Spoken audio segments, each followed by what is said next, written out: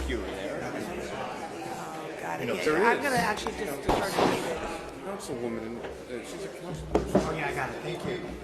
Why am I things locked? She's an executive. In your chair last. That's fine. You have to choose at some point. Hi, good evening, everybody. Adequate notice of this meeting, as required by the Open Public Meetings Act, was provided through the posting, mailing, and filing of the annual notice of regularly scheduled meetings of the Town Council on December 13, 2018. The notice was, on that date, posted on the bulletin board in the municipal building, mailed to the Westfield Leader and the Star Ledger, and filed with the clerk of the town of Westfield. Mrs. Rowley, may I have a roll call? Mayor Brindle. Here? Council members Habagood. Here. Arena. Here. Dardia. Here. Nealon. Here. Agrippo. Here. Contract. Here. Stokes. Present. Mackey. Here. Please rise for the invocation, which will be given by Councilman Dardia, and remain standing for this word. Eternal God, we gather here tonight praising your name and to ask your blessings on this council. Recalling your wisdom in quietness and in trust shall be your strength. Help us each to ponder and deliberate quietly. Help each of us to listen far more than we speak, to listen more than to judge, to respond from reason, not emotion, and throughout to turn with trust to you for guidance. Remind us that we are servants of those who elect us to govern, and that our responsibility is to them. Be with each of us as we carry out those responsibilities. These things we ask in your name. Amen. Amen. Pledge allegiance to the flag of the United States of America and to the republic for which it stands, one nation, under God, indivisible, with liberty and justice for all.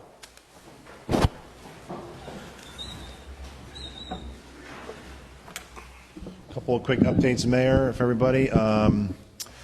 Road paving, so all the roads that were scheduled to be paved this year have now been completed. Last time we were here, North Wickham was the last one. The drainage work and the paving have been completed. And again, I want to thank Chris McAloon, his team, and Elizabethtown Gas, and our contractors we hired, which are multiple contractors for various roads. 93, Chris? 93 roads paved in one calendar year. Most of them were entire stretches, some were sections, but rather an amazing year, and that's because of the partnership with Elizabethtown Gas and the money the council allotted to us to pave roads. So a very remarkable year. Again, the only carryovers we have, and that's really from 18, not even 19. With the rebidding we did this year of the Minnewaska Park pathways, we're holding off on Park Drive. We don't want to do anything until the pathways get done. With the weather turning, we were talking to the contractor. We have someone who's contracted for the pathways and the road, but we don't want to start something and have it halfway done for the winter. But that's the only thing that was held over from 18 that we're looking to finalize in spring of 2020, unless we can get something done sooner. And again, as I mentioned before, we're already meeting with the utility companies for their proposed projects going forward and understanding what they are for 2020 and beyond, so we can plan our paving schedule around them as well. And again, because our ordinances, they'll be required to pave those roads if they cut into them by more than 50 feet. So we'll have other road paving done at no expense to the town in 2020 and beyond. And lastly, last meeting we had a road assessment presentation by IMS.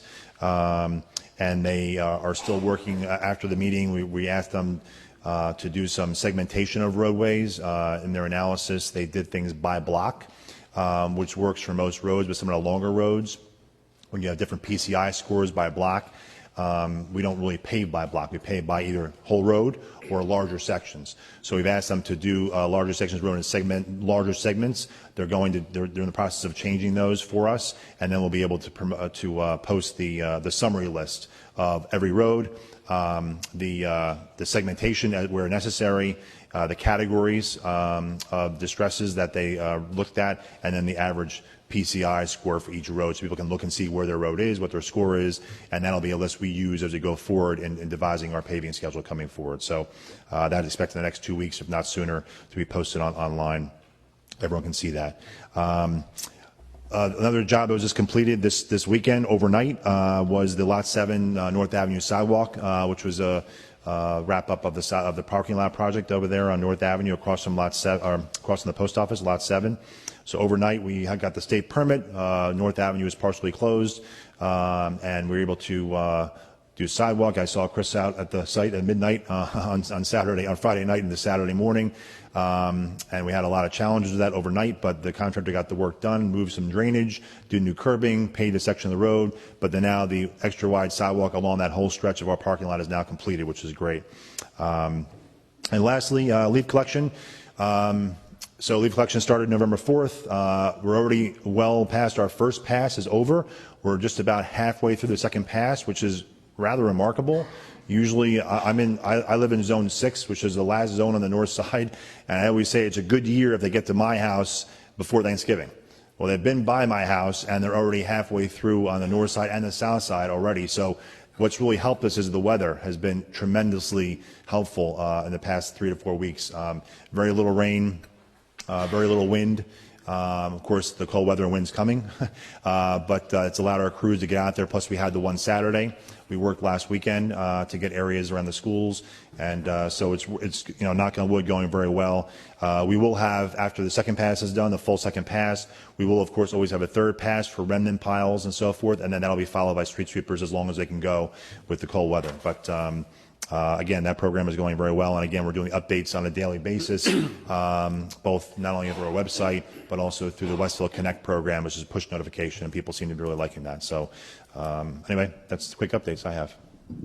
Hey, Jim, just a quick question. Sure. Is there another Saturday plan for schools, yes, between now and the end of the... So we did last Saturday, and usually it's probably it's one of the next 2 Saturdays. Greg's going to let me know what he thinks were the bulk of the thing. But yeah, we will do a second Saturday in December, and that'll hopefully clean up the areas we can't get to, which is mostly around the schools. We've been using, do have a smaller vacuum truck we use downtown. We've been using that in some of the areas that are a little difficult with parking on the street, and that's proved to be successful, where we've gotten majority of the leaves even when cars are parked around there. So that's worked pretty well. So, but yes, another Saturday will happen in early December. Okay. All right, great, thank you. Before I make any remarks tonight, we have a proclamation, and I will do that first. So it is Langston Booth, who was a longtime icon with the Westfield Community Center, passed away recently, and so we want to make a proclamation to honor him. So I see Andrew from the Westfield, so if you all want to come up.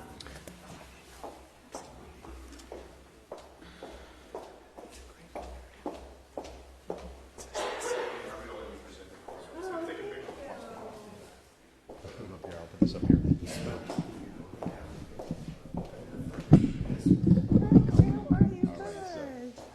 Why don't you introduce yourself to everybody? Hello, my name is Corey Henry. I'm from Plainfield, New Jersey. And what's your relationship with Langston Booth was my uncle. I knew him since I was a kid, and I kind of grew up a little bit in the Westfield Community Center because my mother used to always bring me down there, and he taught me to cut grass and he was just everything to me. And a bunch of us went to the Westfield Community Center's anniversary celebration this year where we got to meet Langston, and everybody got up and spoke about him. It was very clear what an impact he had. So this is a real privilege to be able to do this proclamation for your uncle. So, thank you so much. So whereas Langston Booth was born in Plainfield, New Jersey, and raised in Westfield, New Jersey. And whereas, after attending Westfield schools, Mr. Booth enrolled at the Juilliard School in New York City and studied percussive arts from 1963 to 1965. And whereas, while pursuing formal studies, Mr. Booth was a percussionist in the famed Parliament Funkadelic Band, led by the legendary King of Funk, George Clinton. And whereas, in 1967, Langston Booth entered military service, rising to the rank of sergeant in the United States Army. And whereas Mr. Booth honorably served in the military for 3.5 years, including 1 year in Vietnam. And whereas Mr. Booth dedicated his life to sharing his love of music and serving the community. And whereas employed by the Westfield Community Center since 1975, Langston Booth was known for going above and beyond his building maintenance responsibilities to include providing transportation for children and senior citizens, counseling youth, and teaching countless children piano, drums, and guitar. And whereas in their testimonials, past and present staff, directors, and trustees of the Westfield Community Center have credited Mr. Booth's service with greatly enhancing the work of the center. And whereas Langston Booth worked at the Westfield Community Center until the day before his passing on October 27, 2019. Now therefore be it proclaimed that I, Mayor Shelley Brindle, hereby recognize the work and civic spirit of Langston Booth and remain grateful for his service to his country and to his local community. Thank you very much.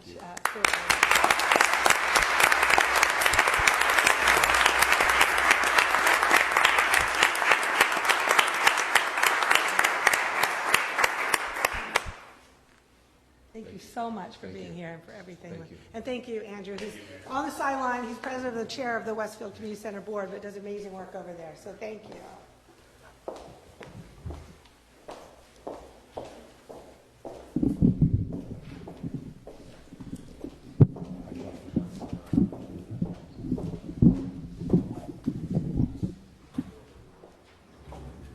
So just a few brief updates. So thank you to everybody for coming out in advance of the holiday on Thursday. I just want to give a few things. Our annual call for volunteers is now open for 2020 boards, commissions, and advisory councils, as well as for upcoming Westfield 300 activities. We have an incredibly big year ahead of us, and we're hoping that we can count on our residents to step up and lend their time and expertise for the benefit of the town. In particular, we need lots of volunteers for Westfield 300, and you can give as little or as much time as it could be one day, it could be weeks, or whatever you choose. So please check out the application on the website. The deadline for applying is December 13th. Regarding PSE&G, hopefully by now you've seen the update about PSE&G, their proposed 69 kV project, which has been placed on indefinite hold due to logistical challenges they are facing both with the preferred Conrail route and viable alternatives.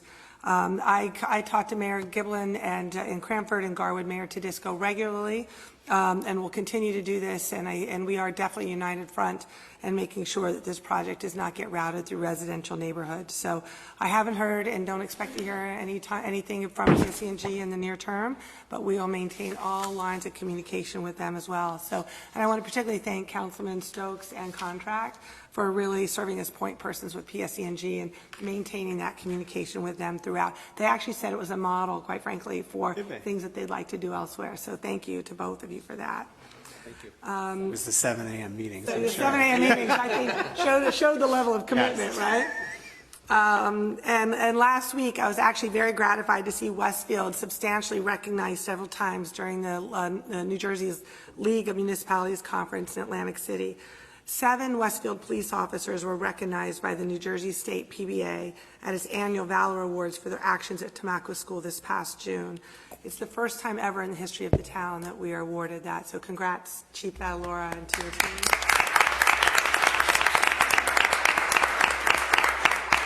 I specifically want to acknowledge officers Jeffrey Johnson, Michael Pollack, Joseph Habecci, Elizabeth Sabnick, and Tiffany Kenny, along with detectives Nicholas Bruno and Jason Merritt. So it was great to see you guys up there, really.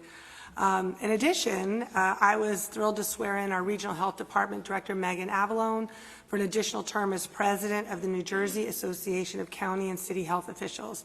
I don't know if many people realize that we have a Board of Health, a health department that oversees 8 municipalities, and it is recognized statewide for really being a model for public health departments. And so we are very lucky that Megan now has a seat at the table, and again, for any state level issues that are related about public health crisis concerns, and it's an incredible positive reflection on Westfield. So that was a great recognition for her and for us. And lastly, they had a mayor's luncheon, and I was honored to be able to accept the Innovation and Governance Award for our implementation of the Westfield Rank. I see our rec chairman, Gary Fox, in the crowd, so thank you for your leadership on that, Gary. And they were very highlighted the public-private partnership, which provided a very broad community benefit at very little cost to taxpayers. So, and it went to the city, the League of Cities as well, and they're putting on their website as a best practice. So very proud of that. But I know many of you are here tonight and interested on the resolution that we're voting on to whether or not to join the Union County Deer Management Program for the first time. Many of our surrounding municipalities have been participating for a while, but Westfield never has. There was a lot of misinformation, I know, circulating online. I hope people got a chance to read the FAQs that were released, but it is all available on our website. I'm sure we'll hear about some of it tonight. I think we have hard copies of the FAQ for distribution to people as well. First and foremost, I just want to let everybody know this is not an easy decision. And it's kind of ironic. I think one of the first things that we did when we came together as a new council was we voted on a puppy ordinance to make sure that puppies were safe. So this is a really incredibly difficult one for all of us for lots of different reasons. And it's one we would not consider if we thought that participation in this program presented any danger to residents. Union County has vast experience in implementing this program to ensure resident safety and currently has 12 other municipalities, including our neighbors, participating. Well, I honestly have traditionally been opposed to previous deer management programs in Union County for many of the concerns, the same reasons residents have expressed concern. I believe this year is different in terms of the deer population and its consequences. Just tonight, my neighbor, literally 3 houses down, texted me a picture of a buck in his yard when he pulled up with one antler and it was injured. Experts, I think all of us have lots of like anecdotal stories of our experience this year in particular. For context, experts recommend that for deer and residents to coexist safely, it's ideal to have 20 per square mile. An unofficial count near Nomahegan showed that there are about 160 per mile. I know our police department has been called to homes to put down deer who have been injured. I know in addition there have been approximately 100 accidents this year, vehicle accidents in which deer have been struck by cars. 49 of them included the deers were killed and the rest limped off away. That's been since January 2018. So not only endangering residents, but also killing deer often slowly and inhumanely. And I know we are all enamored by the story of the DPW rescuing the fawn from the storm drain, but the reality is it's actually not a normal situation, and it definitely, not only does it utilize significant town resources to do things like that, but it also stresses the deer. And the one I found out most recently, just coincidentally running to a DPW worker in a coffee shop, he told me he had just come back from rescuing a buck who was trapped in the batting cages at Gumper Park. He said they had a hunter, a guy who hunts, and was able to finally rescue the buck who was bleeding from the mouth. And after it was finally freed, it dropped dead from the stress. So this is not normal. It's not normal behavior. If something isn't done to manage the overpopulation, our problems will only multiply. The council I've heard, and I heard there are many concerns expressed in the meeting prior to this about public health and safety questions related to this issue, which is what has led to actually the Public Works recommendations to the Public Works Committee's recommendation to the full council tonight to vote on this resolution. It was residents that came to us and asked us that it was time for us to address this issue. And to leverage an established and county-funded program. So I do know this is an incredibly challenging issue. It's not one we take lightly, and we're definitely trying to seek the right balance between ensuring the safety of our residents while supporting Mother Nature. So I'm sure there'll be comments on that later tonight, but just wanted to set the stage for that. In other business, hopefully many of you have seen that the master plan reexamination report is now available on our website in advance of its presentation and vote for adoption at the December 2nd at Monday's planning board meeting. It's this huge undertaking for our town. If you haven't seen it, it's pretty thick. We actually just are about to release a condensed executive version, summary version for those that are overwhelmed by the amount of paper. I think our last master plan re-exam was about 30 pages long, so I think you can just see how comprehensive this is. I do want to thank every resident, local business, and property owner who took the time to provide the valuable and detailed feedback during not only its community workshop or extensive online survey. It's been an unprecedented undertaking, not only with its emphasis on community input, but also with the parallel efforts of a pedestrian bike plan and an upcoming strategic park plan, which will also be integrated into the final plan. These are going to give us an integrated and holistic view of Westfield's greatest opportunities to map out a bright future for decades to come. So it is something that I hope everybody pays attention to. It can be a bit overwhelming, but it is probably the singular most important thing that our town will be dealing with over the next few years. On just a separate note, holiday festivities, as you kick off your holiday season this weekend, please remember that the next few weeks are some of the most important all year for retail and dining businesses. I have personally pledged to do at least 75% of my holiday shopping locally. I hope you'll join me in this commitment to support our downtown and shop small. Remember, parking is free on Black Friday and Small Business Saturday, and then again for the December 14th through January 1st. The DAWC also has mixed up things for the holiday season. There's a lineup of holiday festivities kicks off this week. The second annual gingerbread contest is coming back. The new Westfield Elfie selfie contest. I was seeing lots of those on Instagram today. All the details are on the DWC website. And of course, on Sunday is the Westfield Winter Wonderland and tree lighting, complete with ugly holiday sweaters, snow globe selfies, Westfield 300 merchandise on sale. And I hope everybody will buy something for Westfield 300. It's going to be a fundraiser for us to be able to provide all these events to the town next year. There's the Westfield Community Band, Santa and Mrs. Claus. The festivities begin downtown at 3:30. The tree lighting is at 5:30. I think there's a DJ, right? Yep. Dawn? There's DJ spinning tunes. There's crafts for the kids. And there's also going to be public skating sessions at the Westfield rink before and after at 2:30 and again at 6:30. So it's going to be a fun and exciting day, and I hope the weather cooperates. So I'll just close my comments by wishing everyone a very happy Thanksgiving and expressing my gratitude for everybody for coming out tonight, providing all your input, and really being part of this town we all love to call home. So with that, we'll get on to the agenda at hand. So, Mrs. Rowley, any advertised hearings? Yes, Mayor, we have 4 advertised hearings. The first is Community Development Block Grant Application for Adult Special Needs Program Staff, Westfield Y, in the amount of $26,000. Would anyone like to be heard on this application? Seeing no one, Mayor, may I close the hearing?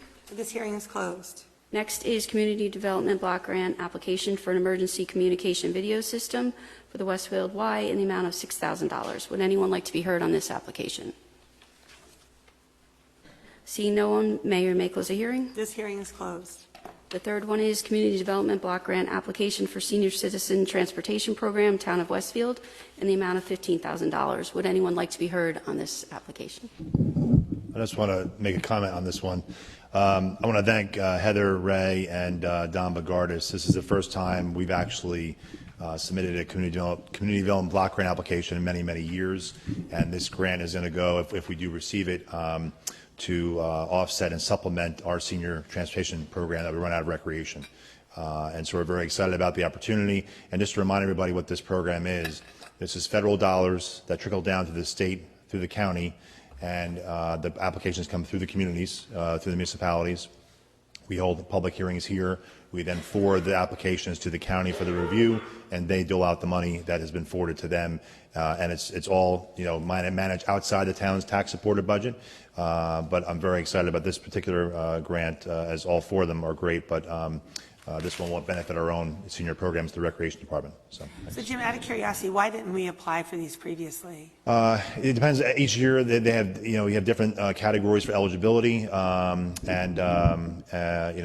didn't even have to apply. The best benefit we had is Heather, who is in our department, had done this in Springfield for a couple of years and gotten similar dollars. So she was excited to, come in and say, hey, can we do this? Absolutely. So yeah, it worked out well. Kudos to Heather. That's great. Anybody else? Okay, seeing no one else, Mayor may close the hearing. This hearing is closed. And the last one is the Community Development Block Grant Application to refurbish the gym facility and adjacent parking lot, Westfield Community Center, in the amount of $35,000. Would anyone like to be heard on this application? Seeing no one, Mayor may close the hearing. This hearing is closed. May I have a motion to approve the minutes from the Town Council conference session, executive session, and regular meeting of November 12, 2019? Motion by Councilman LaGriffo, second. Second. Seconded by Councilman Hapgood. Any discussion? Mayor, I just have to abstain from Oh, that's right. There was a bunch of abstains. I have to abstain, I was not here. abstaining as well. Yeah, I remember that. That's right, we barely There had a was a quorum. bunch. That was a late night, exactly. Great. All in favor? Yes. Opposed? This motion is carried. Do we have any petitions or communications? No, Mayor. Now it's time for open discussion by citizens. Anyone may come up to the microphone and speak to the council on any subject on which we have jurisdiction. Please state your name and address for the record and limit your comments to 10 minutes.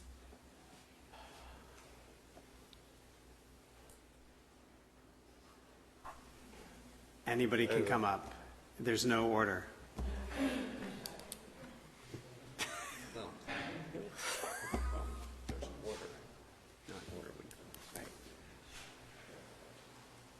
Good evening. My name is Karen Langer. I live at 12 Jacobs Lane in Scotch Plains, and I own property at 140 St. Paul Street in Westfield.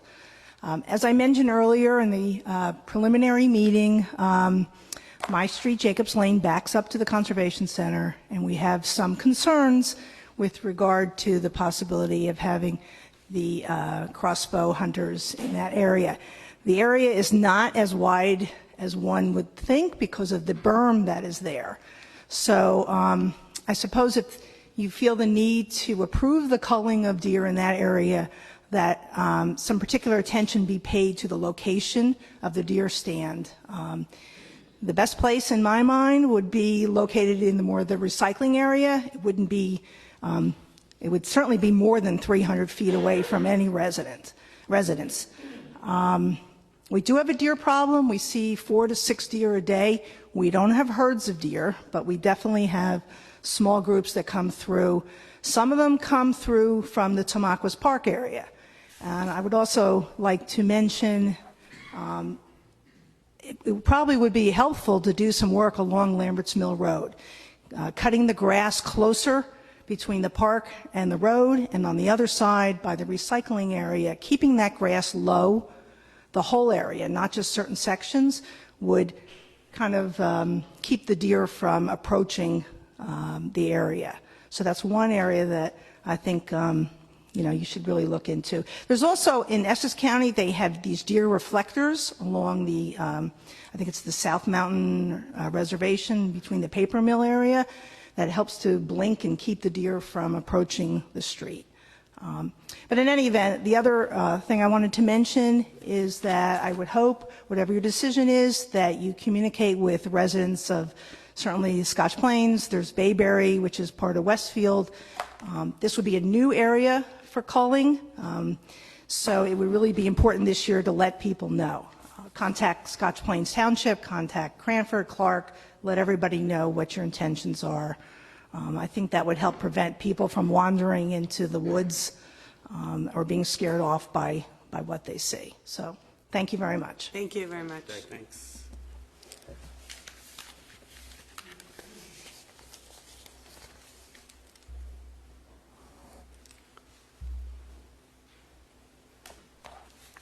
Good evening, Mayor and Council. I'm Delia Collins, 72 Georgia Street.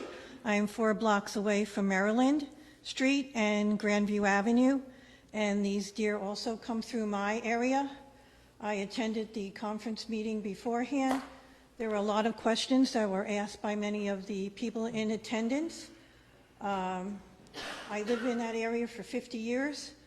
That area is a serene area for the deer to roam. They come down Grandview, they walk down Georgia Street, they cross under the Central Avenue Bridge, they go through Dakota, the back of Dakota, and wind up at the Conservation Center. One gentleman at the meeting said that the county has done a spotlight count. Does the county do it at one time and do all 3 spots? Because these deer are in constant movement.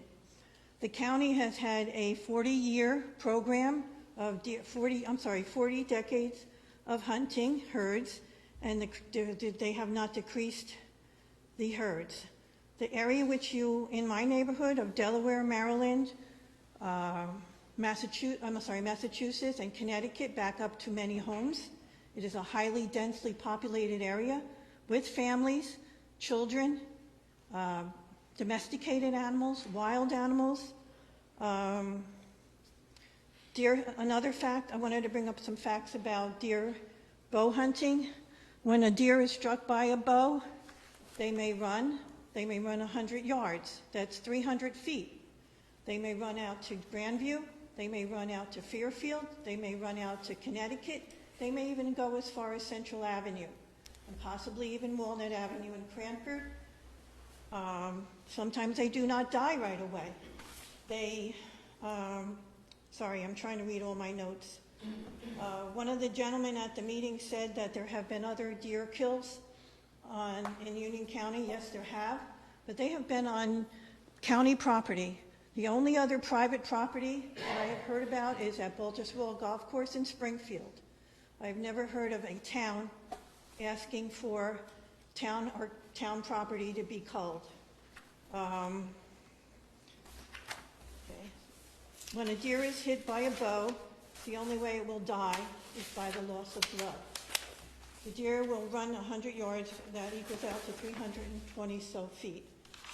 If the deer do not die at the time and they are on the street, who will come and pick them up? I didn't realize that Westfield DPW comes out and picks up dead deer. I thought it was through the county. If they are not dead, who kills them? They have to be shot in the head or sliced on their throats. You know, you don't keep stabbing them with with the arrow. These arrows have what they call razor sharp blades. These blades have to penetrate either the bone or the flesh of the animal to kill it. If it goes through the animal, it remains on the ground. If these razor sharp blades are left, they should be accounted for by the hunters to the county. If they shoot 4 times, they have to produce that arrow, because if those arrows are left in the ground, those razors could be picked up by children, stepped on by adults, stepped on by domesticated animals. Union County has done this, like I said before, for 40 years. There have been reports of multiple births of the remaining does because they are repopulating their herd. There was triplets born in Union. There have been twins born in other areas of Union County. And just to let you know, it has come to my knowledge, and it may not be true, that the Deer Management Commission or department in Union County is run all by hunters. There are no conservation people on that committee, and I hope that you do a little bit more investigation into this matter. Thank you. Thank you.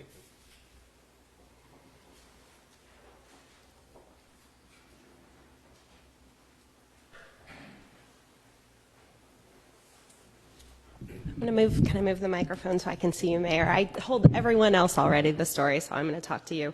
My name is Christy Trapani. I live at 237 Delaware Street, 3 houses down from the property at Delaware and Grand.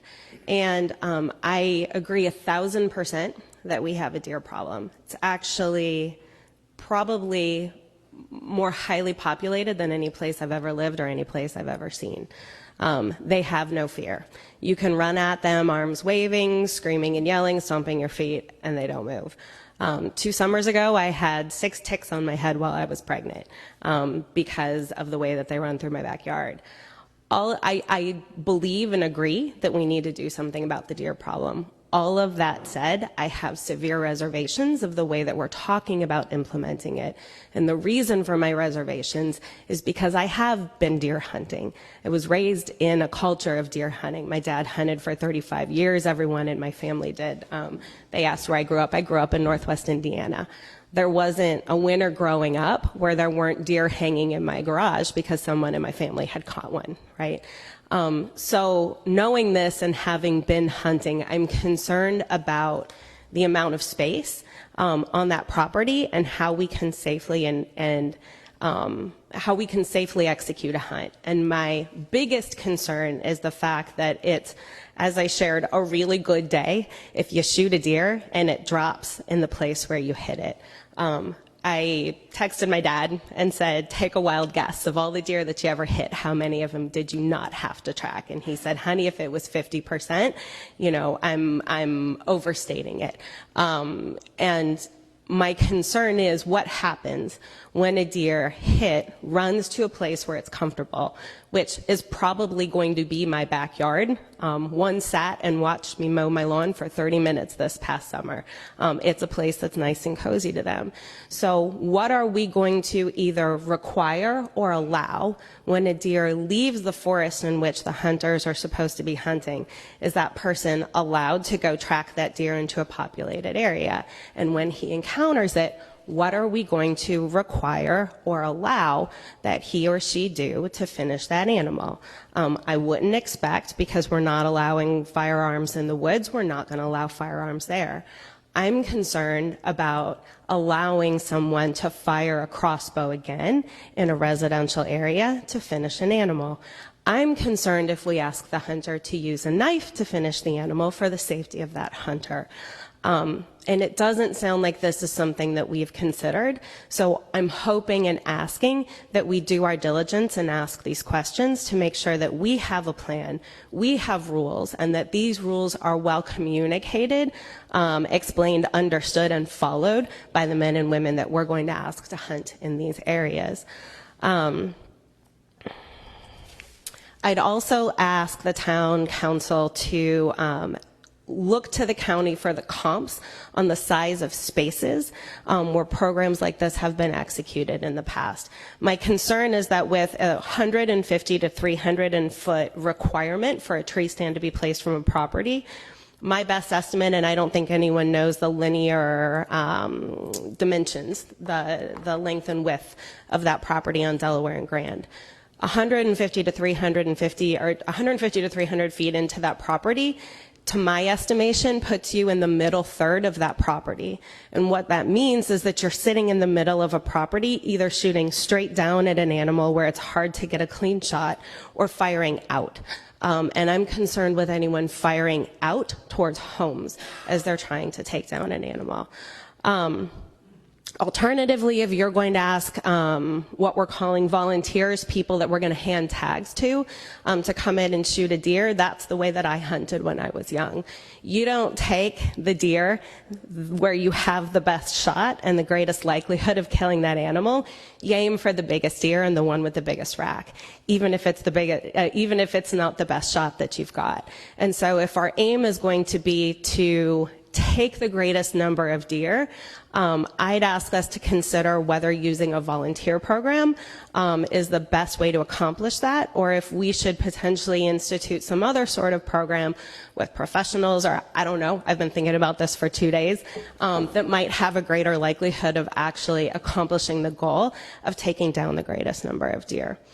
Last point is around signage and safety, because that path, the path that I live closest to, going from Delaware Street to Maryland, kind of the extension of where Grandview would go across the park, is pretty highly trafficked.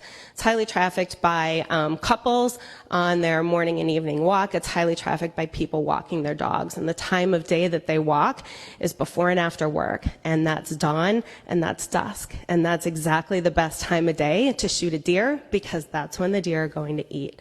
And so I'd like to understand how we're going to sign that property, and how you're going to make sure that people are actually paying attention as they're going about their habits, and making sure that you don't have folks walking through that space when you've got archers in that area trying to take a deer. So I'm not against calling deer. I actually do believe this is a problem, and it's a problem that we have to address. I'm just concerned that we potentially haven't asked all of the right questions and haven't gotten all of the answers that we need to be able to make a smart decision, given that the safety of our population is actually the thing that we're trying to accomplish. I'd hate for us to make a vote in haste to try to get in on the back end of a program when we actually may be exposing the our residents to even more of a safety issue. That's all I have. Thank you very much. Appreciate that. Thank you.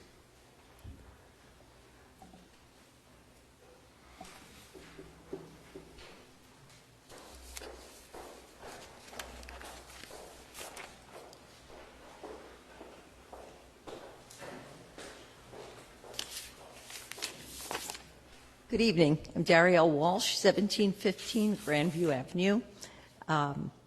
I live in the same neighborhood that was just spoken about. It's, I've been told it's an 8-acre tract of woods. We've lived in that neighborhood for 40 years. My children grew up and played in that woods, and my 5 grandchildren who live in town play in our yard and in that woods as well. When we moved into the neighborhood and we were adjacent to this tract of woods, we enjoyed all the wildlife, the foxes, the hawks, an occasional deer. It was exciting to see a deer at that time. Over the past 5 or 6 years, the deer population has exploded. That tract of woods is located in close proximity to Lamberts Mill Road, to Unami Park in Garwood, and to Hyatt Hills in Clark, and the Walnut Avenue tract in Cranford. There's a lot of wooded area there where the deer are overpopulating, and deer follow a track. So they're always going to be on the same trail, which is why hunters are very successful hunting deer, because they follow the trail, and that's where they put up their blinds. So the deer have now made a trail that comes across my property, down my driveway, and into the neighborhood. I have photographs to document it. At first, when we took pictures of the deer, it was cute. After a while, it became overwhelming. These are not domesticated animals. They're very aggressive. I have pictures of bucks with huge racks. I have a video of them fighting with each other in my front yard. And I've documented a picture with 32 deer at one time on my front lawn. I live around the corner from the lady that just spoke. What I'm urging you to do is give this thoughtful consideration. No one's disputing that there's a problem, but in my view, it's a public safety issue. Yes, there are deer ticks, and we have to be cautious. Yes, they eat the plants, and I've been spraying with New Jersey deer control for years, but it doesn't stop them from eating anything that they want to eat, especially when they're in such vast numbers coming out of the woods. My concern is public safety because, as you'll see in one of these photographs, they station themselves in the middle of the road. If a car is coming, it could easily be hit. If kids are on bikes, they have to detour. And if you get too close to the deer, they start to come towards you because they're defending themselves with their heads down. So you were elected to sit on the town council and make a decision. Some of your decisions are easy and some are not. I urge you to make a decision on this because at this point in time, you can be proactive and join the Union County program to cull the deer. We're never going to rid ourselves of the deer, but we may be able to manage it. The program has worked very successfully in a number of our neighboring towns with similar populations, similar residential neighborhoods. I think the worst thing would be that if, as Councilman Contract said in an earlier meeting, if something happens and there is an accident that causes a loss of life or some more serious accident, then the question will be, you could have done something, but you didn't, and why didn't you? So I urge you to make that decision. It's not a perfect solution, but it's something that we need to consider. So I'm going to pass around some pictures, and I'll describe them. I only have 2 copies. I can share. Starting from both ends.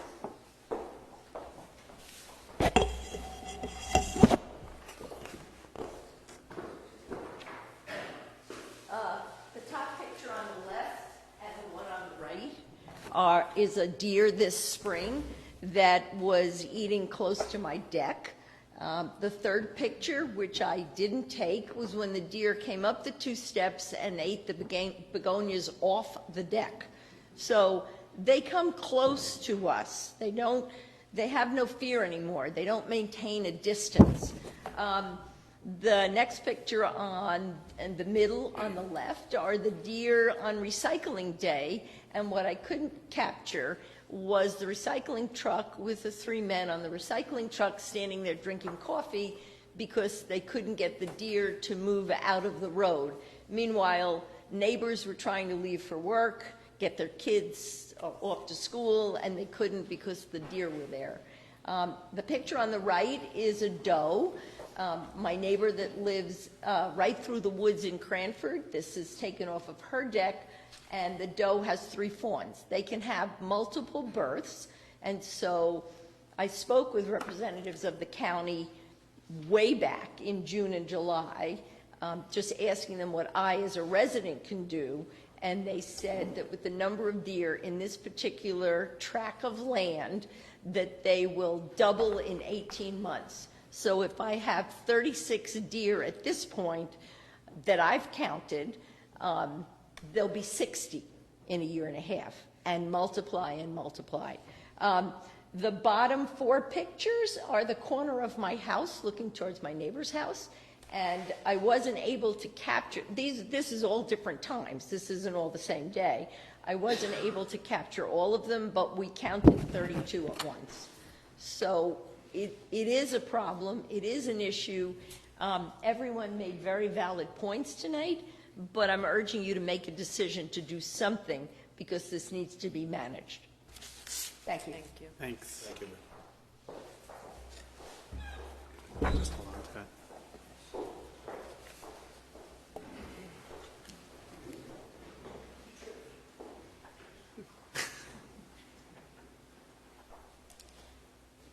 Hello, I'm Americo Spiritigliosi. I live at 720 Sherman Street in Westfield off of Cranford Avenue. I'm a hunter. I've hunted for almost 50 years. There's a lot of things I heard that I still don't understand where they come up with this. I was involved in the very first hunt in the reservation in 1981. In order to hunt there, you had to take a test. You can't just go out there and start saying, hey, I'm flinging, a shotgun now, not a bow. The biologists are the ones that call for the hunt because they saw the population of the deer out of control with all the vegetation eaten up. Now, in regards to the archery, crossbow is the deadliest way to harvest a deer. And I'm also involved in the county hunt. Now, the county hunt, you're only allowed to shoot up to 20 yards, no further. You're not supposed to be walking around with a loaded crossbow until you're up in the tree and you're shooting downward. Obviously, we're not wackos, and you're only allowed to shoot 1 male deer, and you're supposed to shoot multiple female deers because that's the purpose of us being there. So, I live on Sherman Street, and I have a lot of deer by my house. I count 20 at a time. There's a 15-acre retention basin between Cranford, Garwood, and Westfield, and that's where they all hang out, and then at night they come out and eat all the shrubs. I don't see a problem with trying to control the population. I mean, a lot of people love animals. I know that. But if you love them that bad, knock your house down and let them come back to live where they used to. I mean, we took their land away from them, and now they have nowhere to go.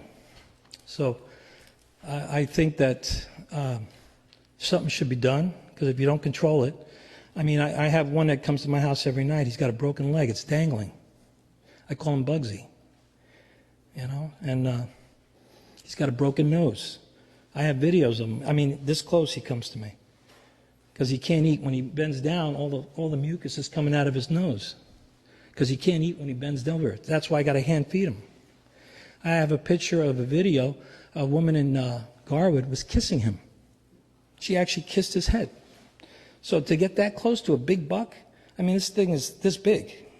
I have videos on, right now he's in front of my house. My daughter just sent me a picture. So, I mean. Can I ask you a question? In your experience, what she had referred to about when you shoot a deer. Crossbow. First of all, after it runs off for hundreds of yards, is how often, what's that? Well, at 20 yards with a scope on your crossbow, obviously you have a clear shot. You have to bait the deer in to get them close enough, first of all. You're not really going out there hoping to fling arrows at 50 yards. You just can't. One little branch will throw an arrow or a bullet out of its path.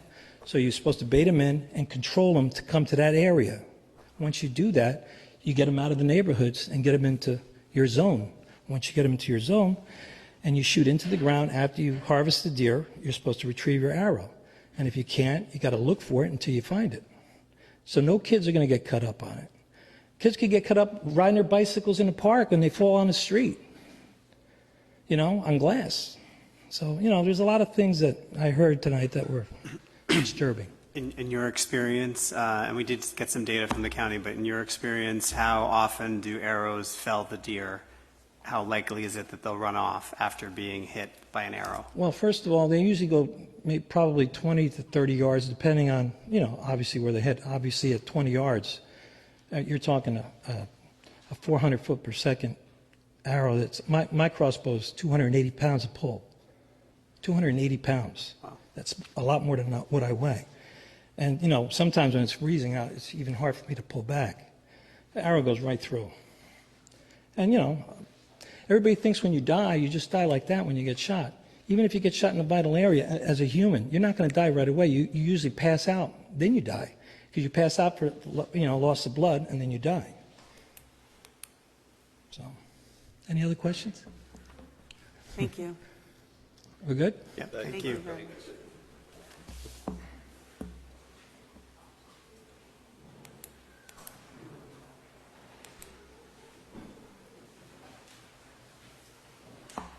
Good evening. Lori Toth, 246 Delaware Street.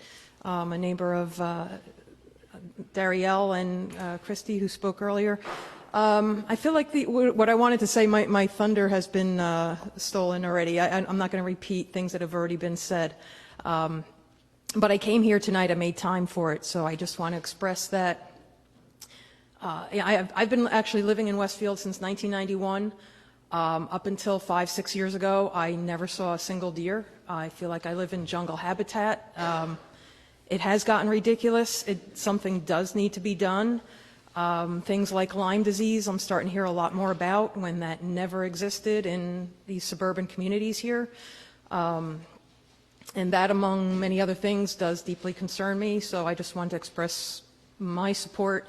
I don't disagree that, if there are still questions and concerns that aren't answered, we need to get those answers. I'm sure the county can provide them. I've been actually speaking with folks at the county that I know as well.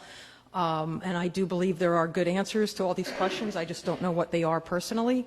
But I do think we need to move forward because, as Darielle mentioned as well, the numbers are getting ridiculous.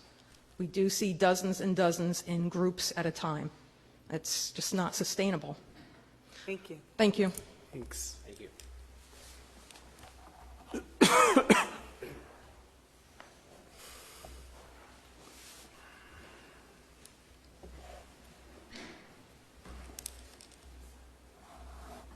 Hi, my name is Russ Chiappetta. I live on Prospect Street, right near Brightwood Park. I was at the town council meeting earlier tonight expressing some of my concerns. I have to say those concerns have been exacerbated after attending the entire town council meeting. I don't think anyone's questioning the need for possibly culling some of the deer, but I think the operation of the program itself has to be vetted a lot more. At this point, there seem to be a lot of unanswered questions. What is the percentage of deer that will be culled? What happens if we do have an injured animal? If a bow just grazes an animal and he continues to go on from there, what are subsequent actions to be taken? So I think at this point, I think the program itself, again, just needs to be vetted. On a personal level, I think it's, I haven't noticed any excessive deer problem near Brightwood Park. I can't speak to some of the other areas, but I think there is a lot of value to be had by having the deer in our neighborhood. In terms of safety issues, I think the absence of light, the lack of street lighting on a lot of these streets is more problematic than actually the deer themselves. I think that needs to be addressed first and foremost before we address any deer solution. And I know it sounds counterintuitive, but actually on Prospect Street, just the threat of having deer keeps cars at bay and keeps their speed limited. So I think, ironically, it does have a positive impact in some fashion too. But I urge the town council here just to look at the whole program in its entirety. There seem to be a lot of unanswered questions. So let's not haphazardly enter into this program without knowing the full breadth of the program and its operation. Thank you.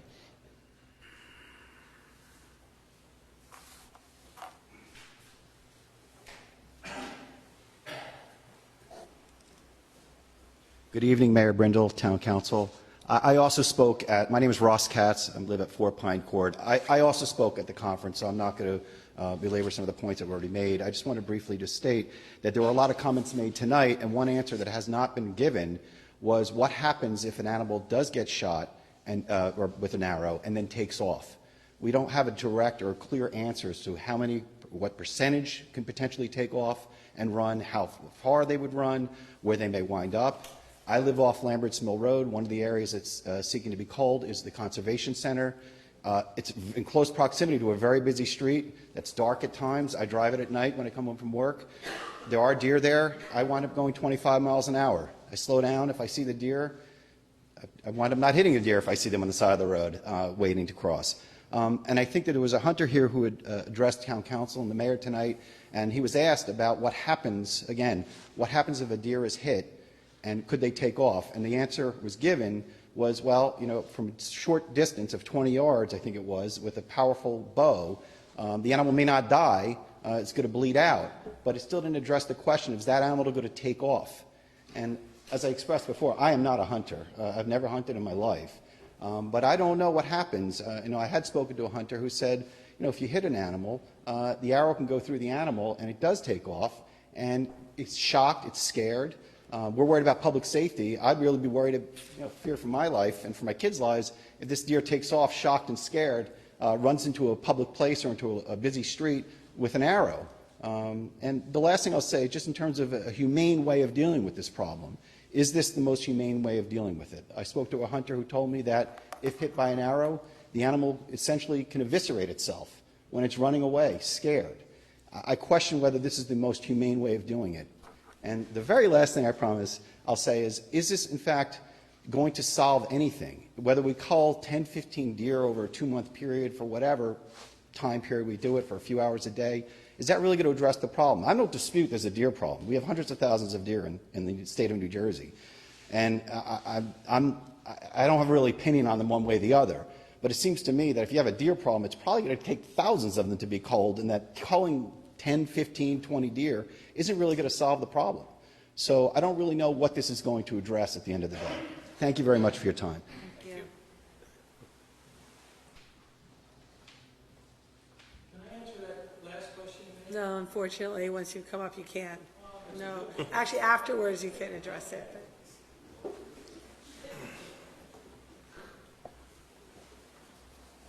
Good evening, council members. I'm Terry O'Connor. I live at Highland Avenue in Westfield. I've also participated in the county deer reduction program for 5 or 6 years. I've been involved in both the shotgun program and the archery program. The archery program was relatively new. I think last year was the first year they did a county-wide archery program.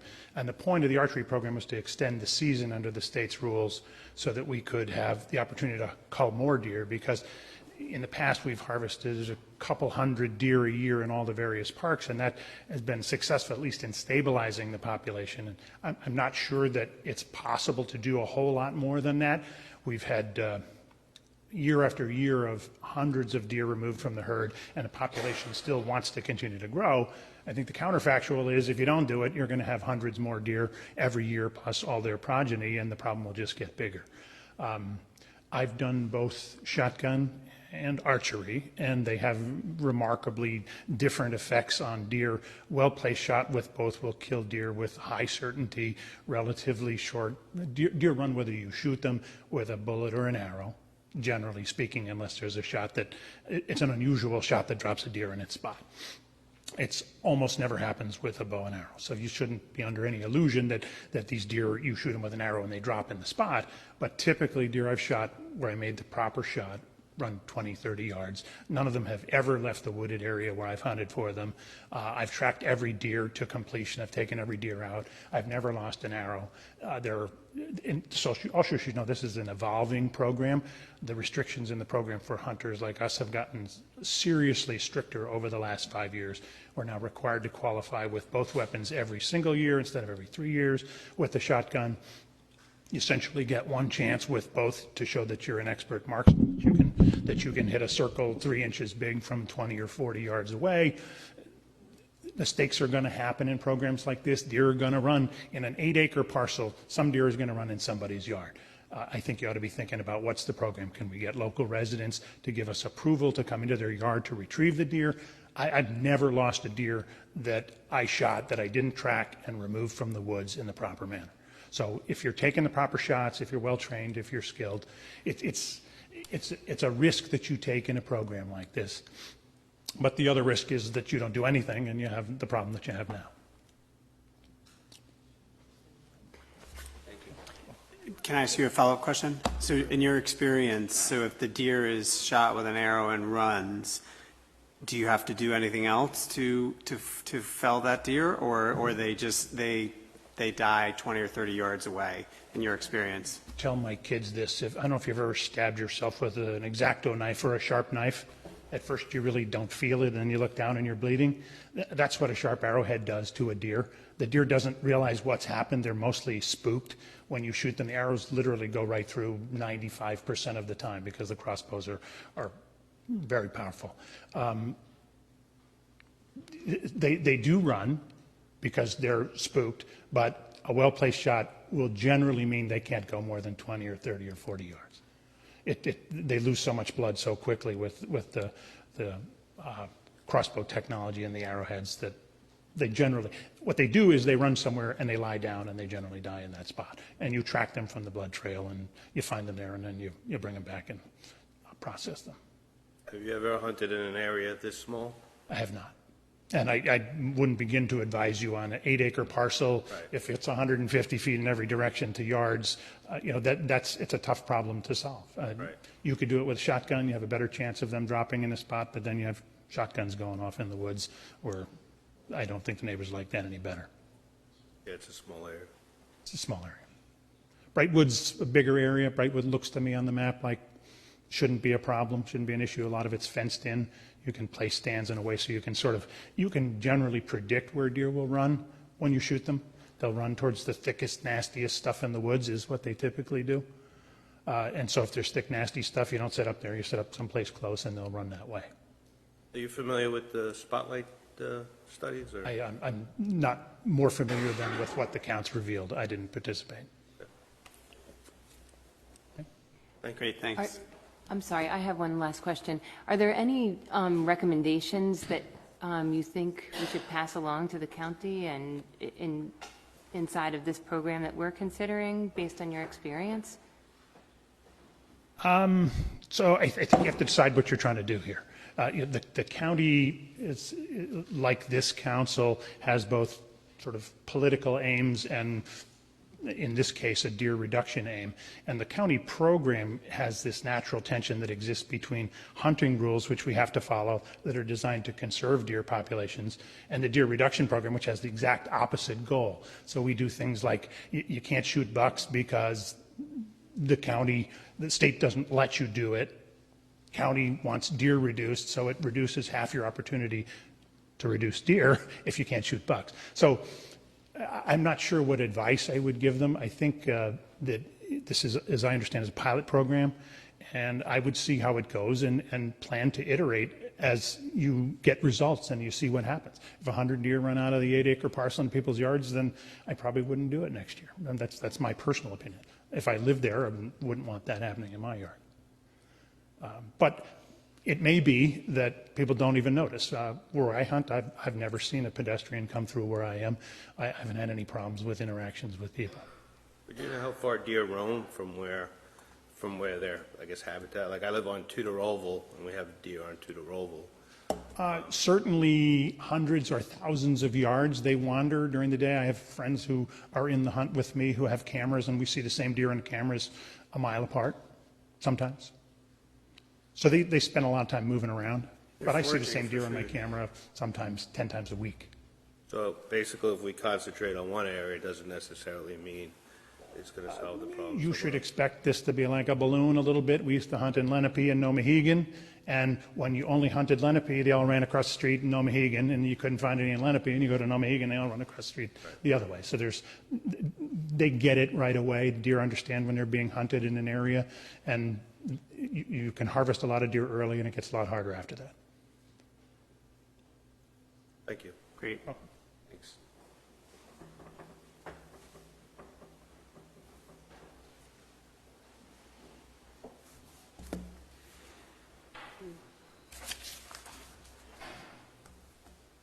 My name is Jim Block. I live on Summit Avenue near Jefferson School. What bothers me a little about this, I'm certainly against the hunt. I'm against the specter of injured deer with arrows sticking out of them, flying by, going different places, kids having to see that. It seems bizarre to be doing that in a town of this size, this population density that we have here in Westfield. I admittedly wouldn't be in favor of it if I lived in South Dakota, but I can't imagine that I'm standing here defending or arguing against a hunt in Westfield. It seems absolutely incredible.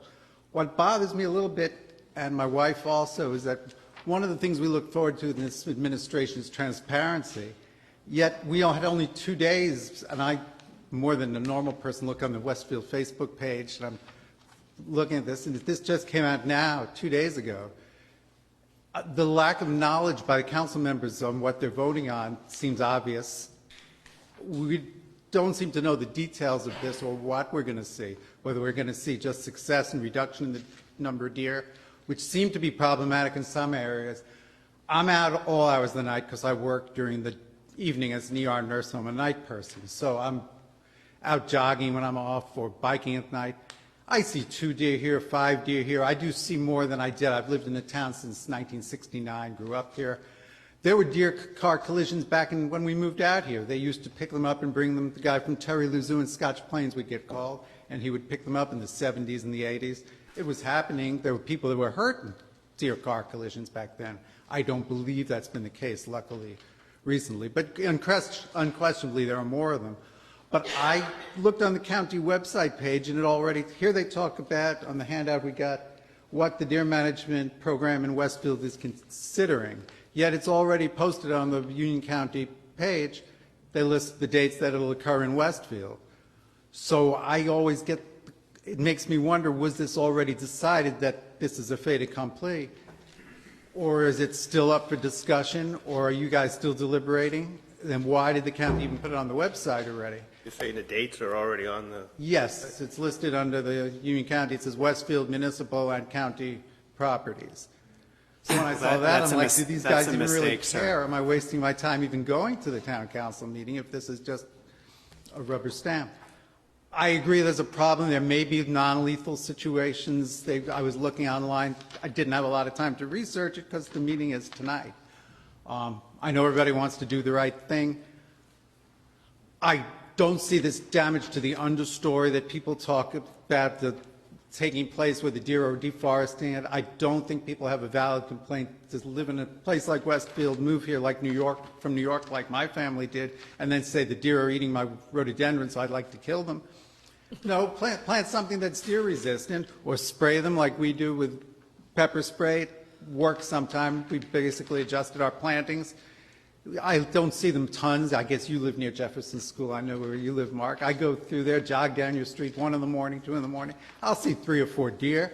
I see them on Lambert's Mill, and as somebody mentioned, that's why I drive about 25 on Lambert's Mill. You see them at my house? I do sometimes. I drive 25 on Lambert's Mill. I would normally be doing 45, 50 on Lambert's Mill at that time of night. But I'm going slowly because I know deer that's where they tend to be. And they do cross and they do present a hazard. But for Westfield to go for the blood solution like this is just shocking to me. I just am totally stunned that people are, I know they're not animal haters, but do you really want the specter of deer running with arrows sticking out of them and collapsing 10 minutes away or 5 minutes away or 200 feet, 300 feet? I don't think hunters are evil people. It's not how I would tend to spend my spare time.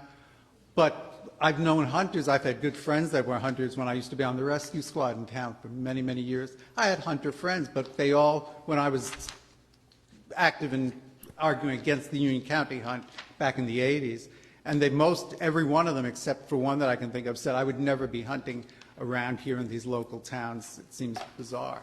So I hope they'll give good thought to it. I hope you guys know more than it sounds like you know, because I hear the questions you're asking of these hunters who seem to be way more expert. It just doesn't seem like we know enough about it to be maybe take a year and study it and get the information that's necessary. I've never seen the huge amounts that they talk about in the tract near Delaware. I'm not saying they're making them up, but I don't see them around me near Jefferson School. I'll see 2 deer, 4 deer, 5 deer. It's annoying to me because my dogs go crazy if I walk them by there. They eat the shrubs, but do we really want to have this blood sport in town? I would hope not. Thank you. Thank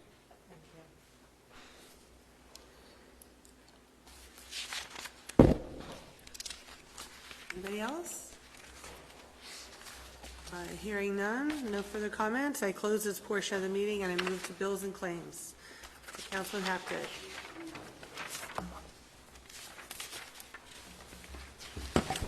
Thank you, Mayor. I'd like to move bills and claims in the amount of $520,132.07. Thank you. May I have a second? Second. Second by Councilor Grippo. Any discussion? All in favor? Yes. Opposed? This motion is carried. Next on the agenda is reports of standing committees, beginning with the Finance Policy Committee. Thank you, Mayor. There's 4 resolutions that I'd like to move as a package. A resolution authorizing the CFO to refund parking permit refund. A resolution authorizing the CFO to draw a check for the balance of the escrow monies. A resolution authorizing the mayor to sign the collective bargaining agreement with CWA. And a resolution authorizing the mayor to sign the collective bargaining agreement with PBA local number 90A. May I have a second? Second. Second by Councilman Stokes. Any discussion? All in favor? Yes. Opposed? This motion is carried. I'd also like to move 3 ordinances on first reading. The first being General Ordinance Number 2153, an ordinance to amend the Code of the Town of Westfield, Chapter 2, Administration, Article 2, Town Officers and Employees, Division 3, Personnel, Positions, and Salary Schedule, Section 2-12.28, Schedule CWA. May I have a second? Second. Second by Councilman Contract. Any discussion? Please call the roll. Councilwoman Hapgood? Yes. Councilman Arena? Yes. Councilman Dardia? Yes. Councilwoman Nealon? Yes. Councilman LaGrippo? Yes. Councilman Contract? Yes. Councilman Stokes? Yes. Councilwoman Mackey? Yes. Mayor Brindle? Yes, this motion is carried. I'd also like to move General Ordinance Number 2154 on first reading, an ordinance to amend General Ordinance Number 2132 entitled, An Ordinance to Amend the Code of the Town of Westfield, Chapter 2, Administration, Article 2, Town Officers and Employees, Division 3, Personnel Positions and Salary Schedule, Section 2-12.28, Schedule. May I have a second? Second. Second by Councilor Grippo. Any discussion? Please call the roll. Councilwoman Hapgood? Yes. Councilman Arena? Yes. Councilman Dardia? Yes. Councilwoman Nealon? Yes. Councilman LaGrippo? Yes. Councilman Contract? Yes. Councilman Stokes? Yes. Councilwoman Mackey? Yes. Mayor Brindle? Yes, this motion is carried. And lastly, I'd like to move General Ordinance Number 2155 on first reading, an ordinance entitled, An Ordinance Fixing the Salaries of Certain Employees of the Police and Fire Departments in the Town of Westfield, and various amendments thereto. May I have a second? Second. Second by Councilman Arena. Any discussion? Please call the roll. Councilwoman Hapgood? Yes. Councilman Arena? Yes. Councilman Dardia? Yes. Councilwoman Nealon? Yes. Councilman LaGrippo? Yes. Councilman Contract? Yes. Councilman Stokes? Yes. Councilwoman Mackey? Yes. Mayor Brindle? Yes, this motion is carried. Last is the Public Works Committee. Councilman Contract. Thanks, Mayor. There are 2 resolutions. I'm going to recommend that we split them up. That's okay. So we saved the best for last, clearly. The first is a resolution authorizing awarding contract public works equipment. So we'll just break with that one. May I have a second? Second. Second by Councilman Stokes. Any discussion? All in favor? Yes. Opposed? This motion is carried. All right, so the second one, obviously, is the implementation of the Union County Deer Management Program. I think everybody agrees that there's a problem, whether you're pro this deer management program or against it. So that's, I think, progress, right? This issue came to the Public Works Committee. It actually came to me because of some of the folks who spoke tonight, and it felt like to me, once we got some more facts, that there was a problem that needed to be addressed. What didn't get raised in this meeting is really the key fact that struck me was there have been 100 car accidents involving deer and cars since January of last year. That's 1 a week. 50 of them, roughly, 49 to be exact, resulted in a fatality of the deer. And the other 49 deer ran off. I mean, I think we have a problem. You know, when I hear about there's 1 car accident per week involving obviously a motorist who knows if there are kids in the car and hitting a deer, and my brother's hit a deer, luckily I haven't, it can cause serious damage to your car and cause serious health and injuries to yourself. And I did make a comment that it could lead to a fatality. It could. It hasn't. That's why I feel like we have to act. I do think some really important questions were raised this evening. You know, none of us on the Public Works Committee are hunters. We're not experts in deer. We rely on the town resources who brought the county in, and we had a very extensive meeting with the county. Jim, I don't know if it's appropriate, but you know, if we have to make a decision tonight, the head of the county program's here, and I would like to be able to ask some more questions so we have more facts so we can make a good decision. If it's appropriate, I would recommend we delay and get more answers and come back at the next council meeting with a full vote. Again, I know I'm talking out of protocol here, but I do think some of the residents who raised concerns raised some good concerns. I'm not professing to be an expert on this. You know, we asked the questions that we thought needed to be asked, and I felt like the county delivered a safe, compelling, humane program. You guys raised some more questions that we didn't think about that I think deserve good answers to make us all feel comfortable. You know, we do have a looming deadline of December 1st. Again, the gentleman who runs the county programs here, if we're able to delay this to the 10th so we can meet between now and then to get more facts, I know I would appreciate it. I don't want to put Councilman Dardia and Stokes in the arena who sit with me on the committee, but I think that's the right thing to do. So I don't know if that's possible. But Possible? I mean, again, we didn't talk about the size of the land, right? No, I've walked it with Darielle who spoke.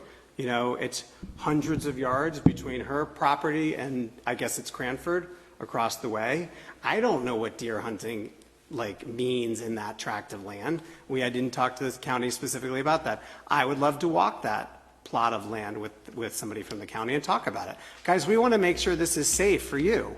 The whole point of doing this is to make things safer in town. So the last thing any of us want to do, myself included, is to put any resident at risk. So let's make sure it's safe before we vote, and I think it's prudent to get some more information. Yeah, I can't answer for the county, and my only comment is that the county advised us that in order to include Westfield in their program, which starts in January, that this meeting, December 1st, this is the meeting before December 1st, we'd have to have some approval from the council to preserve our spot in the program, as they need time to obviously get the hunters, assign them to the spots, go out and scout the spots and so forth. That takes a number of weeks. Whether or not they would agree to keep our spot in the program, if that's what the council wanted to do after a meeting on December 10th, which is our next council meeting, I can't speak to that. But you know, some of the questions that we talked about were not asked in the meeting, and that came up tonight. But again, we did hear a very professional presentation from the county, and you know, the experience they've had in other towns with over 400 deer culled in the past couple, you know, since the program started, have not, you know, resulted in any issues as far as we are aware. So, but again, it's up to the council. Could we make any approval contingent upon a satisfactory answer to these? You know, I have to, they're very legitimate questions that came up, but I can't imagine that you've done this for so long and so many times. We're the only town that's experienced and asked these My things. understanding is that this resolution merely preserves your spot in the program for the January into mid-February hunt. The questions that were asked, I am very positive that we can get all the answers that we need.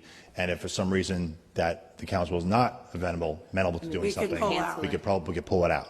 The ordinance tonight, or resolution tonight, preserves our spot in the program so they could begin planning the program. If in 2 weeks there's not answers that are satisfactory to the majority of the council, I'm sure we could tell the county thank you, but no thanks, we'll get back to you. That would, I mean, at least I think it would help us feel comfortable that this is the right thing to do and help answer your questions. So, But what I don't understand, though, how did the county have this on their website that this is moving forward?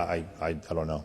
Yeah, I do want to assure, I don't remember which resident mentioned that. No decision has been made. No, I don't want anybody to think that this was a preordained, you know, discussion and that this is perfunctory this evening. So why it's on the county website, I'm sure it was an oversight, but no decisions were made. That's why we're here tonight. My guess is they're anticipating approval, and they have to plan the program. But again, nothing was communicated to them that this has been approved at all.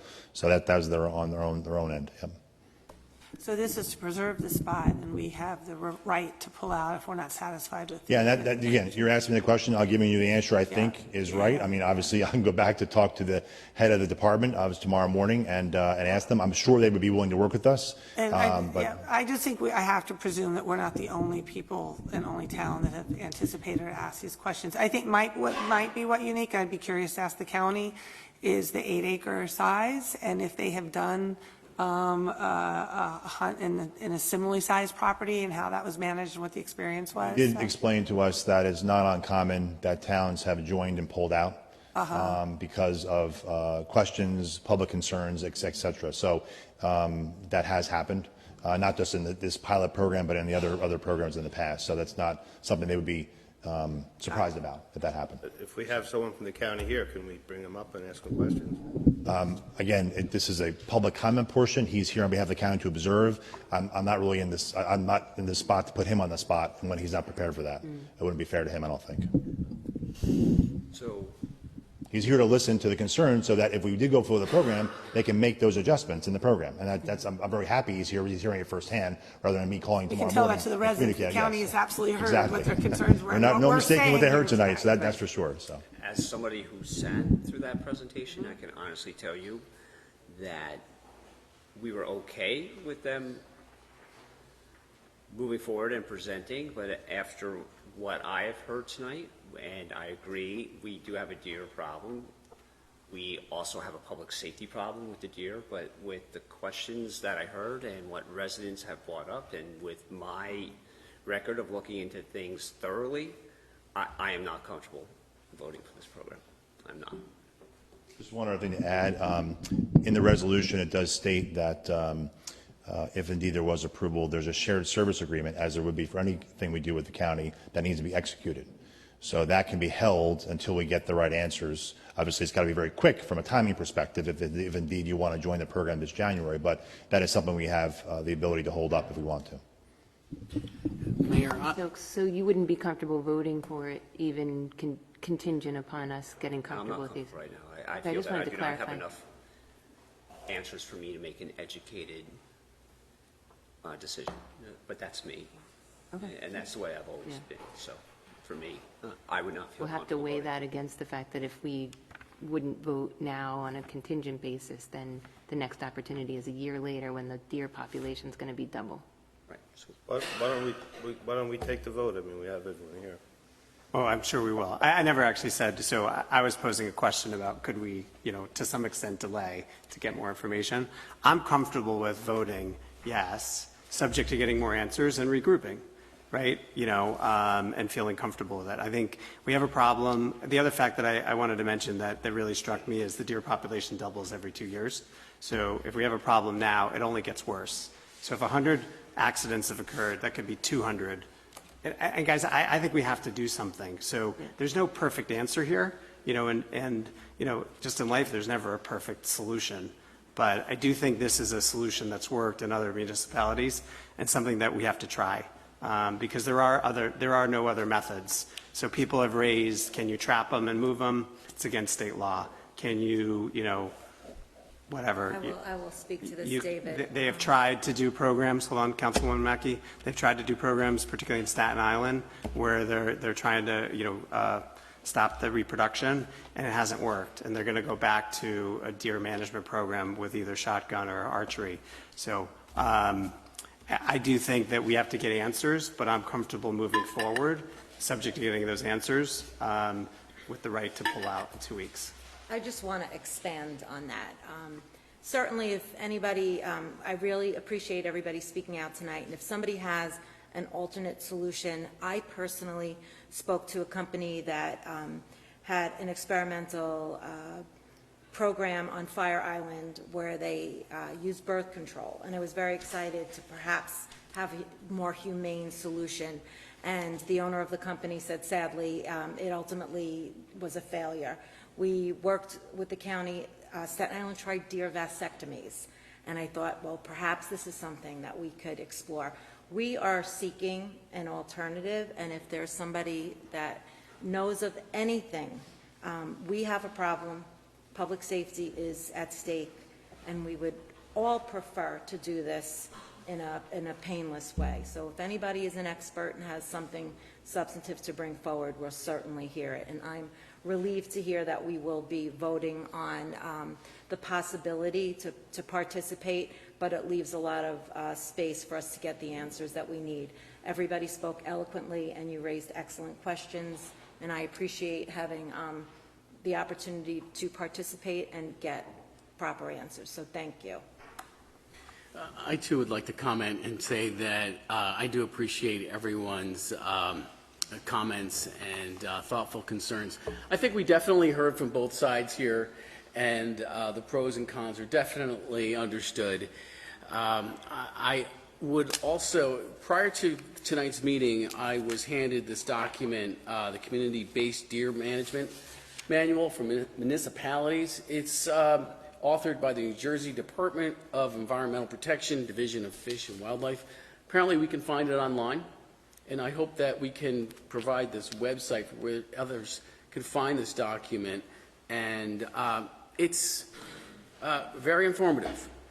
Bottom line is, according to this organization, the best way to control deer is to cull the herd by, their recommendation is by bow hunting.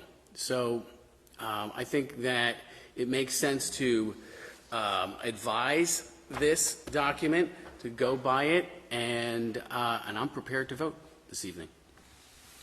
I just want to say, personally, I feel this wasn't properly vetted. More than half the area that we're talking about in the 3rd Ward belongs to Cranford and Garwood, and I don't think anyone in this body here has reached out to either the mayor or the mayor of Garwood. I don't know if the mayor has, what their opinion is regarding their neighbors in that area. But also, the area I receive most complaints about in the 3rd Ward is Manor Park pool area, and that is not included in this. So I really do need to understand how the spotlight was done, how these areas were chosen. It just doesn't seem like it was properly rolled out to the town council. As in our package this week, there was no information as far as the FAQs. I believe the county just provided them to us yesterday. So personally, I don't think we had enough time to evaluate the entire process.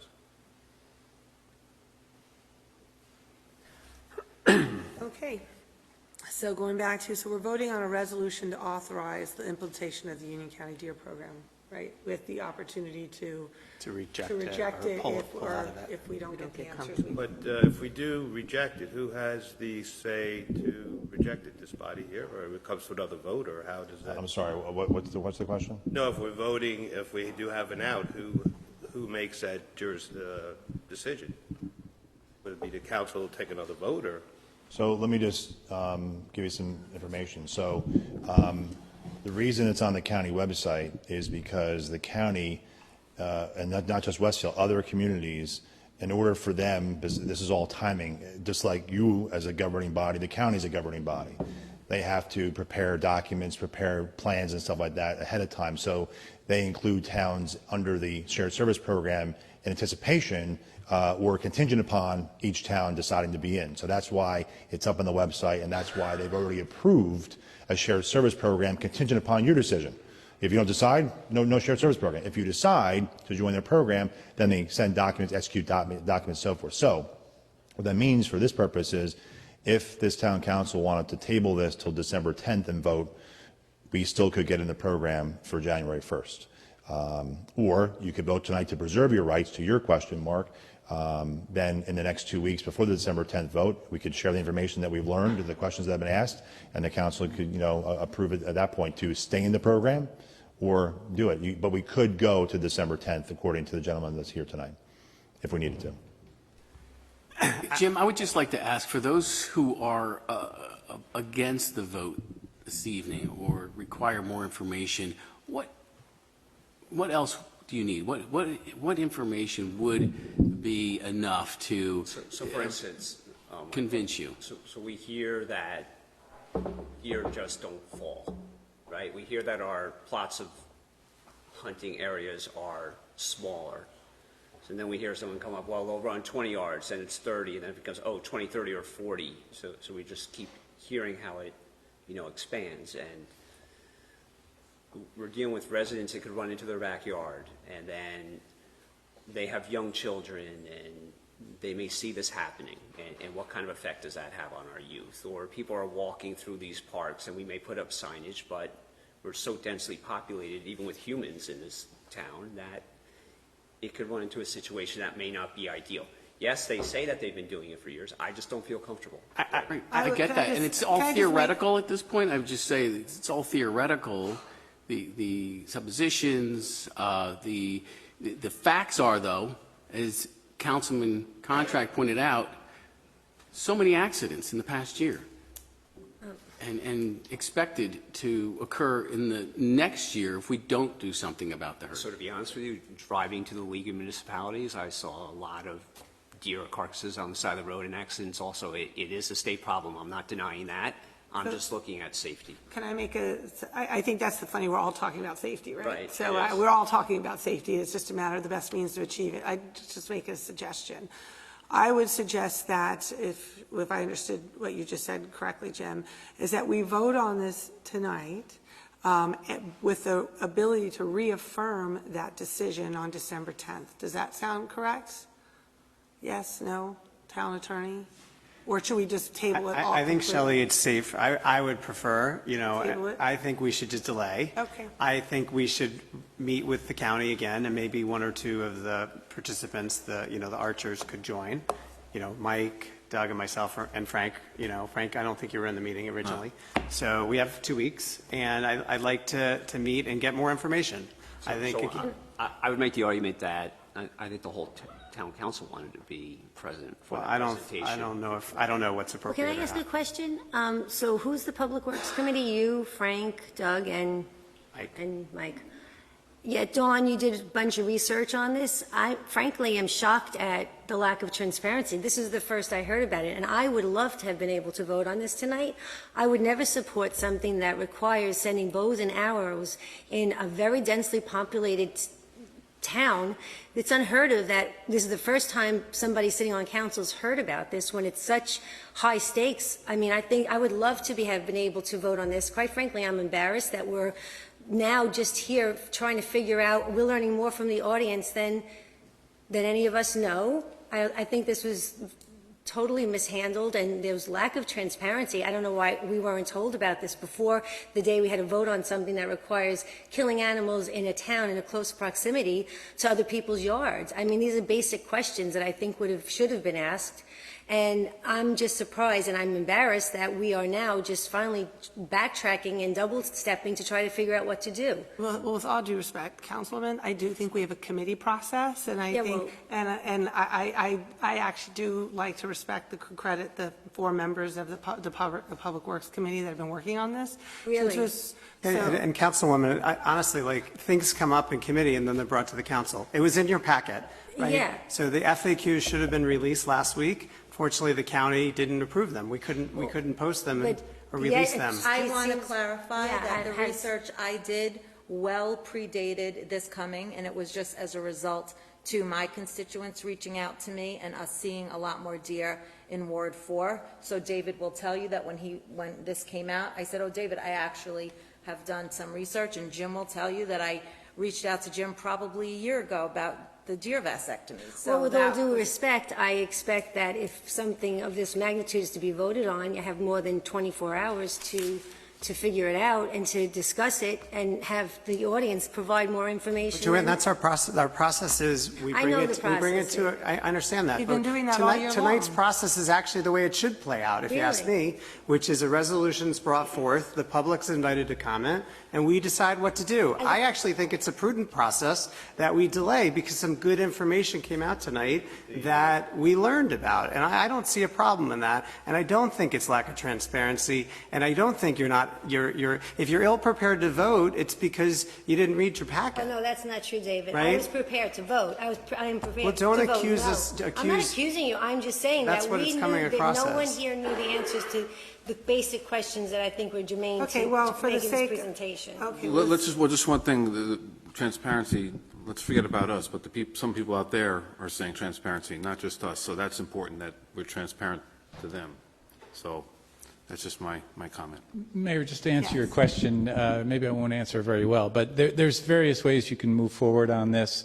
Because it's a resolution, there's no publication requirement. So you could vote on it tonight. It can pass, and you could vote on it if somebody wants to put it on the agenda on our December 10th meeting, and it can go down, or vice versa.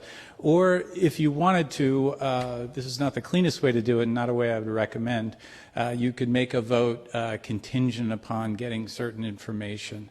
But that's not typically done. As you know, resolutions are often taken off agendas. They're often added, as we call them, late starters, all the time. So this is just a resolution. It's not an ordinance.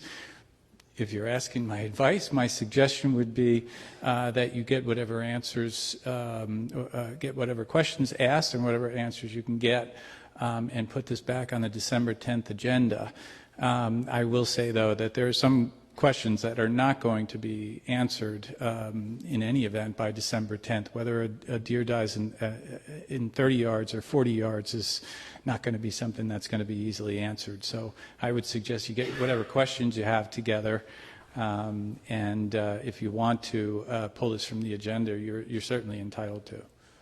And just to be clear, the process is not such that the public is supposed to provide us information. That's not how the The committee public process provides works. input and comments, which we act Oh, on. a big difference then. It happens in every meeting. This is a big difference between asking for information, saying, gee, that's a great idea, I didn't know that, or how does that work, or what are your recommendations, to getting an input of how they feel, whether or not it's a good program for them. Well, I think I would suggest that the way we're going to move this forward is that we will just bring this resolution back up at the December 10th meeting.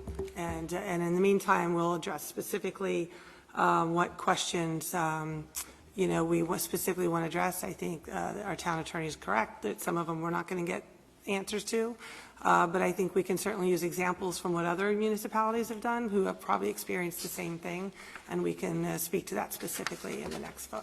So, Well, Tom, don't we take a vote if we want to vote on it tonight, or whose decision? Isn't it the council's decision if we want to move this to December 10th? Usually that's a consent item. got Items are on the agenda, resolutions, they can be pulled based upon the consent of the council. Certainly you can make a motion if you want to approve this resolution tonight or deny it tonight. It's up to you. Well, personally, I think we should take the vote. Well, you'd have to make a motion. Didn't you just say we don't have enough information, though? I mean, I'm personally ready to make a decision. I mean, it appears the county has never done anything of this magnitude in such a small area. So, I mean, I'm confident that. I don't think we know that for sure yet. Yeah, I don't think so either. I think the whole point is that there are a lot of things that we don't know exactly yet, so why not take the 2 weeks to learn what we can But where are we and gonna learn take what this we can? forward when we can make more informed decisions. Are we just going to email them? Is there something we're gonna set up? Perhaps I we think- can have a meeting with the county. I don't see Well, why we my wouldn't be able to do that. expectation would be we'll regroup with the county and the experts, and I think people ask some really good questions, and then we'll have a report out at the next meeting. Yeah. I don't think it's prudent that's to the vote tonight at all. Most reasonable thing to do, personally. I agree with Councilman Hapgood, and probably get more input from citizens of Westfield too, which I think would be useful in those 2 weeks. do you want to make a motion to move this to the So can I December ask a 10th? quick question? Is there any way that the county can even talk during the next conference session, do a little presentation? I mean, we can have questions beforehand, but can they also talk at the conference session, like which has happened before, in front of the full council? Or is that not possible? Again, I don't know what they'd be comfortable doing. I think, I don't know if that would be necessary. If we're going to ask them the questions and get the answers and give them to you before next meeting or by next meeting, I think you have all the answers you can have. But I think Tom's right. You have to be prepared that you're not going to have all the answers. It's just a fact. This is a pilot program. Many other towns in Union County participate. The reason this got to where it is because residents contacted us, contacted Councilman LaGrippo, contacted Councilman Contract. That's why it's in the Public Works Committee. The Public Works Committee had a very good meeting with the county, asked every question that thought it was appropriate, and the committee that night was 3 members. All 3 members said, excellent, we're on favor, bring it to the council. This is how it got to where it is. So we've heard things tonight, why there's people change their minds, we understand that, but, in 2 weeks, there may be some new information, but don't expect to have everything. And the question will come back to you again in 2 weeks to say, what are you comfortable doing? But after 2 weeks, there's no more, no more opportunity to delay in order to join the program for this January, February. If you don't do it, that's okay. Then another year passes by. They can, be requested to do more spotlight counts for us in other areas if we want them to. They've been very accommodating for us to do that, but it is another year without having any action at all on the program. So, but that's, I think at this point, it would be appropriate to have someone make a motion to table the ordinance, the resolution. I can make that motion. To table it, or just by consent, remove it from the agenda. But you should probably make a motion. So I would make a motion to remove this from the agenda, and we will regroup and vote on it in 2 weeks. I'll second that. All in favor? Yes. Opposed? Okay, we'll move this to the December 10th meeting. So the reports from the department heads are accepted. May I have a motion to adjourn? So moved. Motion by Councilman Mackey, second? Second by Councilman Hapgood. Any opposed? This motion is carried. This meeting is adjourned. Yeah, you too, Mark. I will set up time.